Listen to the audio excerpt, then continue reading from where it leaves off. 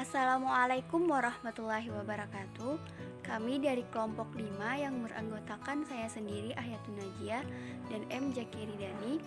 Kami akan menjelaskan mengenal karakteristik fotografi. Adapun latar belakang dari makalah kami adalah media yang digunakan dalam pendidikan adalah segala sesuatu yang digunakan untuk menyampaikan pesan dari penerima sehingga dapat mendorong pikiran, perasaan, perhatian, dan minat sehingga proses belajar dapat terjadi. Media pembelajaran yang berperan sebagai alat bantu yang menjadi satu perangkat dalam kegiatan pembelajaran di sekolah, salah satunya adalah fotografi. Sebagai media pembelajaran, fotografi harus dipilih dan digunakan dengan menyesuaikan dengan tujuan dari pembelajaran yang dilakukan. Artinya, tidak bisa gambar-gambar tersebut hanya ditujukan secara tersendiri, melainkan harus ada keterpaduan dalam pembelajaran tersebut. Pada masa sekarang ini, fotografi telah menjadi bagian yang tak terlepaskan dalam kehidupan manusia di seluruh dunia. Bahkan, orang awam dapat berhadapan dengan 1000 hasil foto setiap harinya, baik dalam bentuk foto, iklan, dan sebagainya.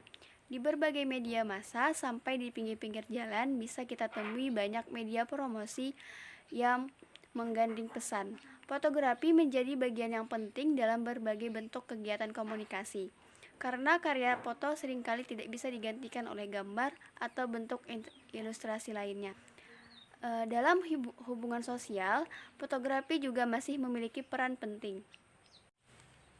Selanjutnya, keuntungan dan kelemahan fotografi. Fotografi merupakan salah satu media pembelajaran yang sangat dikenal dalam setiap kegiatan pembelajaran. Hal ini disebabkan kesederhanaannya tanpa memerlukan perlengkapan dan tidak perlu diproyeksikan untuk mengamatinya. Dalam menggunakan media fotografi sebagai media pembelajaran, ada keuntungan dan kelebihannya. Fotografi mempunyai karakteristik tersendiri. Setiap guru hendaknya mengetahui media pembelajaran mana yang dapat mencapai hasil paling baik dalam situasi pembelajaran yang dilakukannya. Untuk itu, setiap guru harus mengenal secara tepat keuntungan serta kelemahan dari setiap media pembelajaran yang akan digunakan.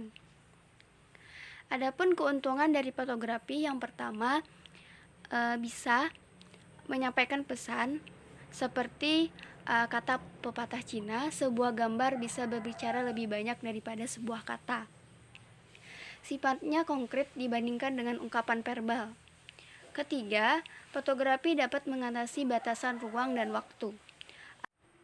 Adapun keuntungan yang dapat diperoleh dari gambar fotografi dalam hubungannya dengan pengajaran, yang pertama, mudah dimanfaatkan dalam kegiatan belajar mengajar karena praktis tanpa memerlukan perlengkapan apa-apa. Kemudian, harganya relatif lebih mudah daripada jenis-jenis media pembelajaran lainnya dan caranya mudah tanpa mengeluarkan biaya yang besar. Seperti contohnya kalender bekas, surat kabar, dan lain-lainnya. Selanjutnya, fotografi bisa digunakan untuk berbagai jenis pendidikan dan berbagai disiplin ilmu, dari ilmu sosial sampai dengan ilmu eksakta. Yang terakhir, fotografi dapat menerjemahkan konsep atau gagasan yang abstrak menjadi lebih realistis. Selanjutnya, kelemahan dari fotografi. Yang pertama, fotografi sudah cukup memadai, akan tetapi tidak cukup besar ukurannya apabila digunakan untuk tujuan pengajaran kelompok besar, kecuali jika disajikan melalui proyektor. Yang kedua, gambar fotografi adalah berdimensi 2, sehingga sukar untuk melukiskan bentuk sebenarnya yang berdimensi 3, kecuali dengan pengambilan yang tidak hanya dari satu sudut saja. Yang terakhir, gambar fotografi bagaimanapun indahnya tetap tidak memperlihatkan gerak seperti hasil gambar hidupnya. Namun demikian, beberapa gambar fotografi yang disusun secara berurutan dapat memberikan kesan gerak, dengan maksud guna meningkatkan daya efektivitas proses belajar mengajar. Kemudian saya akan menjelaskan mengenai memilih fotografi yang cocok. Sebelum itu, saya akan menjelaskan mengenai prinsip-prinsip pemakaian fotografi.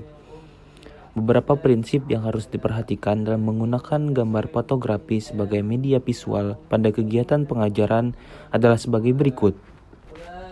Yang pertama, pergunakanlah gambar untuk tujuan pelajaran yang spesifik, yaitu dengan cara memilih gambar tertentu yang akan mendukung penjelasan inti pelajaran atau pokok-pokok pelajaran. Yang kedua, padukan gambar-gambar pada pelajaran, sebab keefektifan pemakaian gambar-gambar fotografi di dalam proses belajar mengajar memerlukan keterpaduan.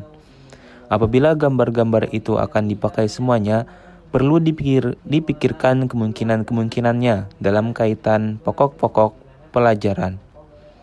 Yang ketiga, pergunakanlah gambar-gambar itu sedikit saja, daripada menggunakan banyak gambar tetapi tidak efektif.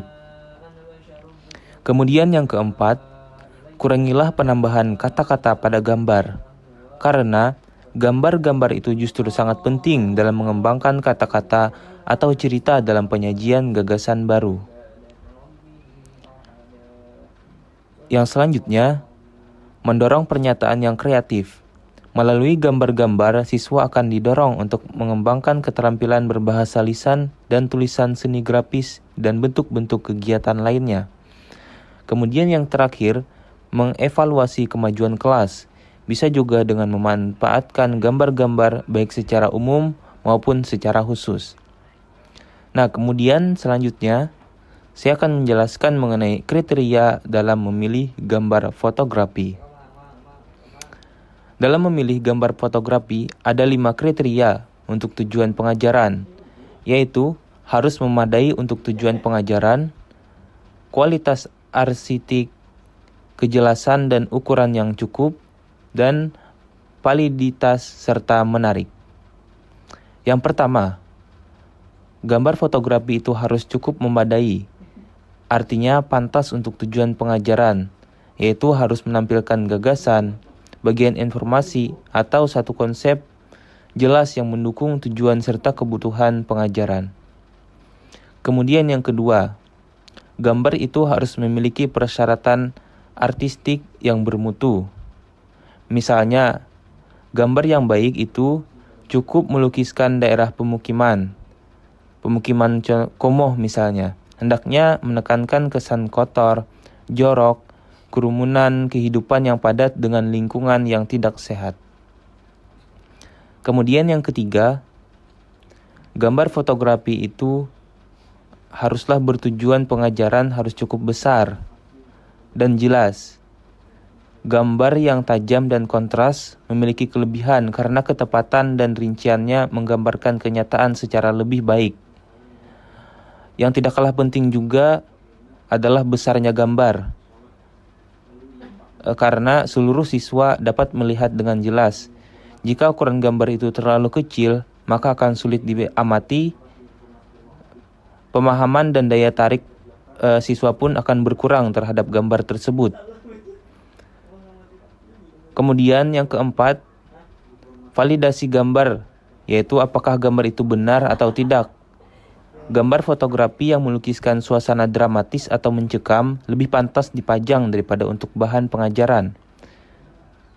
Gambar yang representatif dari bidang studi tertentu yang menampilkan pesan yang benar menurut ilmu adalah merupakan gambar yang pantas dijadikan bahan pengajaran.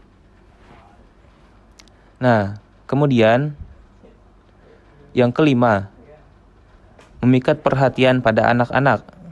Perhatian anak-anak cenderung kepada hal-hal yang diminatinya, yakni seperti benda-benda yang akrab dengan kehidupan mereka, misalnya binatang, anak-anak, kereta api, kapal terbang, perahu, dan lain sebagainya.